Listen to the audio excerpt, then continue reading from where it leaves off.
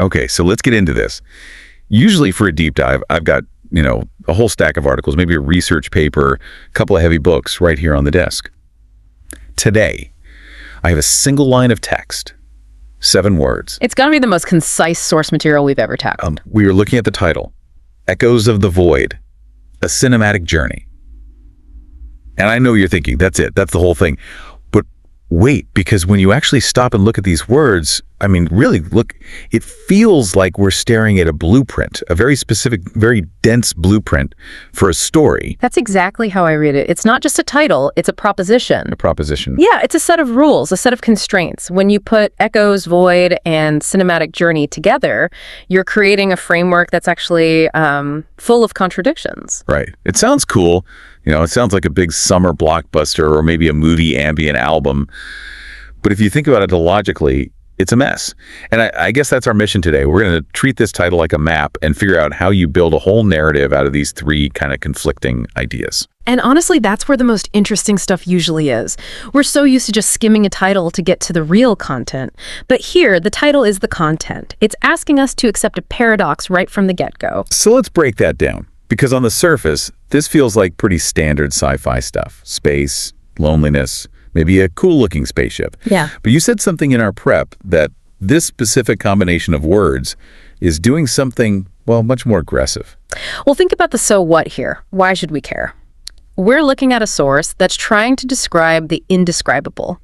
The void is, by its very definition, emptiness. It's nothing. Mm-hmm. And yet, the source claims there are echoes in it. And not just that they exist, but that we can actually take a journey through them. So it's setting the stage for a sensory experience that technically shouldn't even be possible. Exactly. It's framing a conflict. How do you translate the concept of absolute nothingness, the void, into something you can see and hear, the cinematic part? That's the core puzzle this source gives us. It's about how we use storytelling to, make sense of emptiness. I love that. Making sense of emptiness. Okay, so let's start at the foundation, the setting, the first pillar of this whole thing, the void. A heavy word. It is heavy. And I want to push back on the standard idea here. When I hear void in a movie, my brain just jumps to, like, Star Wars. I see stars, planets, nebulas, ships zipping all over the place. But void isn't just a fancy word for outer space, is it? No, and that difference is so important. If the source material wanted to make us think of Star Wars, it would have used words like galaxy or cosmos, universe even. Those words implied geography. Right, they implied places you can go, maps you can draw. Exactly. Territories. The void is anti-geography. It's not a place where things are, it's a place where things aren't. Precisely. It implies a vacuum, an abyss. Think about the difference between being in a dark forest and being in a void. In the forest, even if it's pitch black, you're surrounded by stuffed trees, dirt, life. Yeah. In a void, you're surrounded by the lack of things. It's defined purely by absence. Okay, which brings up a huge technical problem for the cinematic part of this title. Cinema is a visual medium. It's all about capturing light bouncing off of objects. If you're really capturing a void, you're just filming a black screen. Which would be a very avant-garde and probably very boring journey. Right. If I pay $20 for a ticket and get 90 minutes of a black screen, I'm asking for my money back. So the source must be implying a visual language that has to cheat. You can't film the void itself, you have to film the edges of it. That's the only way. You have to define the vastness by contrast. You need one tiny speck of light to prove just how dark the dark is. If you look at how visual effects artists do this, like the black hole in Interstellar, they almost never just leave the screen totally black. They use texture, they use accretion disks. To feel the void, you need a reference point to feel small against. So the void isn't just a background, it almost becomes an antagonist. It's the negative space that defines whatever's in it. That reminds me of, looking up at a starry night. You think you're looking at the stars, but really you're looking at the unbelievable amount of space between the stars. And that's the terror and the beauty of it. The source is suggesting this void is the ultimate unknown. It's like a pressure cooker. When you strip away all the background noise, all the visual clutter of a city or a landscape, you force the focus inward. It's sensory deprivation. It is, and that sensory deprivation leads us right into the second part of this, which is honestly the most problematic piece of the source, the echoes. Echoes of the void. Okay, let's put on our physics hats for a second. We all know the famous tagline from Alien, right? In space, no one can hear you scream. Sound is a vibration. It needs a medium.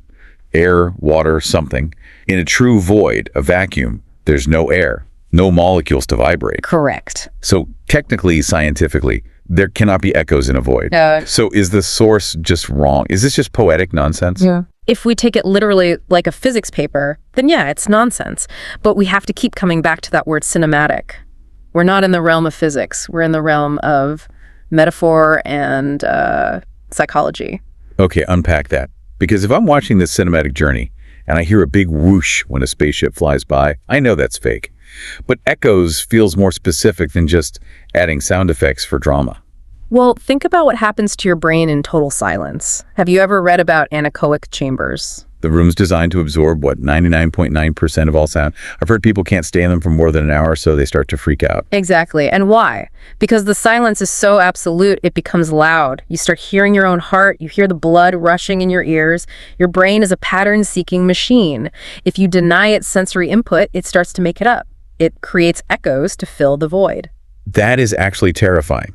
So echoes of the void might not be sounds in the space, but sounds the protagonist, or maybe us, the viewer, is projecting onto this space. That's how I read it. It's a kind of auditory pareidolia. Seeing faces in clouds, but for your ears. In the context of this source, echoes almost certainly has to refer to memory, to trauma, the stuff we carry with us. So the void acts like this perfectly clean surface, and all our personal baggage just bounces right off it and comes back at us. That's a perfect way to put it. The emptiness amplifies the internal monologue. If you're floating out there in nothing, the only thing that feels real is your past. An echo is just a sound that refuses to die, isn't it? It's a remnant. That completely changes the genre. If we look at echoes that way, this isn't an adventure story, it's a ghost story. A sci-fi haunting. I think that's the most accurate reading of this source. But what about the cinematic side of that? Because sound design in a film is so manipulative, it tells you exactly how to feel. If you're designing the sound for a void, how do you even do that? Do you just play silence? You can't just play silence, because people will think their speakers are broken. You use the sub-bass, infrasound. You use sounds that you feel more in your chest than you actually hear with your ears. It creates this constant, low-level sense of dread. That low rumbling drone you always hear in space movies. Yes. And then you punctuate it. A true echo in a cinematic void needs to be sharp. It needs to feel wrong, like it doesn't belong there. A single metallic clank, a whisper, a bit of music from a radio that shouldn't possibly be working. It's the contrast thing again. Just like you need a speck of light to show the darkness, you need a single distinct sound to emphasize the silence around it. And that creates tension. If I hear a strange sound in a busy city, I ignore it. If I hear a strange sound in a void, it's a threat. It demands my attention. What made that is something out there. It drives the story forward. Which is a perfect bridge to the final pillar here. We've got the setting, the void, we have the sensation, the echoes. Now we have the structure, the cinematic journey. That word journey is doing a lot of heavy lifting. It really is. Yeah. Because a journey implies movement, right? Going from point A to point B. But we just established that the void has no geography. It has no landmarks. So how do you have a journey if you can't even tell if you're moving? That's the navigational paradox. In a void, all movement is theoretical. Unless you have a star to navigate by, you're effectively standing still. So a cinematic journey in this context must imply a different kind of movement, maybe a temporal one or an emotional one. So we're not moving across a map. We're moving through a state of being. Or moving through time. The journey suggests a transformation. You don't enter the void and leave as the same person. The structure of this piece would likely follow a descent. You have immersion, then confrontation, and then, well, whatever is on the other side. I want to circle back to cinematic one last time. Why include that word? Why not just call it echoes of the void? It frames our expectation. Cinematic promises scale. It promises that this isn't just a static picture or a single sound effect. It implies a director's hand is at work. It's telling the audience, surrender control. You are being guided. It implies curation, that someone has designed this specific void for you to experience. And that is crucial for immersion. A journey implies you are a participant, even if you're just sitting there watching. The camera moves, the perspective shifts. It forces you, the viewer, to share the isolation of the subject. Does cinematic also imply a certain artificiality? How do you mean? Well, cinema is constructed. It's a heightened reality. If this were a dry, scientific simulation, it would be silent and black. The word cinematic gives the creator permission to break the laws of physics for an emotional effect, to add the swell of an orchestra or that stylized lighting. Oh, absolutely. It's the license to lie in order to tell a truth, to use the echoes that shouldn't exist to convey the real feeling of the void that does. It allows for the externalization of an internal state. I want to go back to the idea that the journey as a story arc. If the void is the setting and the echoes are the antagonists, what's the victory condition? How do you win a journey through nothing? You endure, or you integrate. In most of these void narratives, think Gravity or 2001, A Space Odyssey. The journey isn't about conquering the space. You can't conquer nothingness. It's about surviving the confrontation with yourself. So the cinematic journey is really just a mechanism for forcing that confrontation. Yes, the void strips away all your distractions. The echoes bring up your past. The journey is just the process of facing those echoes without blinking. Wow, that's a really powerful framework. It makes the title feel so much more aggressive than I first thought. At first it sounded kind of passive, Echoes of the Void, very ambient, very chill. But hearing you break it down, it sounds like a gauntlet. It's a challenge. It's saying, here is the emptiness, here is the noise of your own mind. Can you make it through to the end of the reel? It's just fascinating how these three pieces lock together. You can't really have the echoes without the void to bounce them back. You can't have the journey without the void to travel through. And the void itself is, well, pretty boring without the echoes to give it some texture. They're symbiotic. The whole title is a closed loop. Let's recap the architecture we've kind of uncovered here. We started with a simple title, but we found a really complex engine working underneath it. First, you have the setting, the void. It's not just space, it's a canvas of absence. And it challenges the visual medium to define things by what they are not, by using contrast and isolation. Then, the action, the echoes, the impossible sound. This represents the psychological projection of the character, or maybe the viewer. It's the past haunting the present, filling that vacuum with memory and resonance.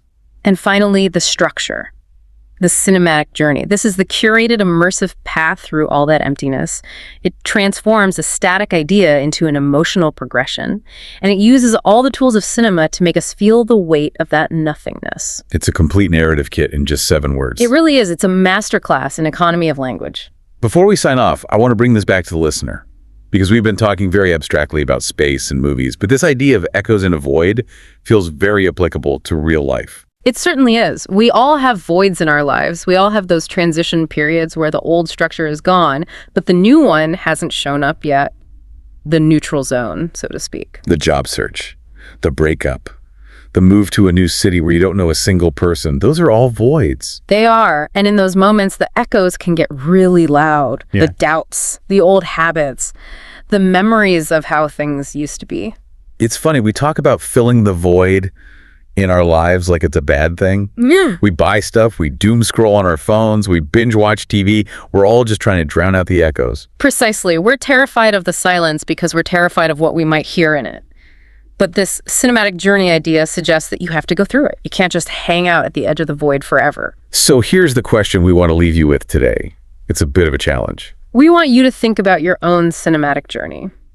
When you hit a patch of static, when you're facing a void in your own life, what echoes do you hear? Are they echoes of fear? Or are they echoes of potential? Because just like in the movies, you're the one directing the scene. You get to decide how to interpret the noise. And remember, the void isn't really empty. It's just waiting for you to make a sound. That is a deep note to end on. Thanks for taking this journey into the dark with us. Always a pleasure to explore the unknown. We'll see you on the next deep dive. Stay curious.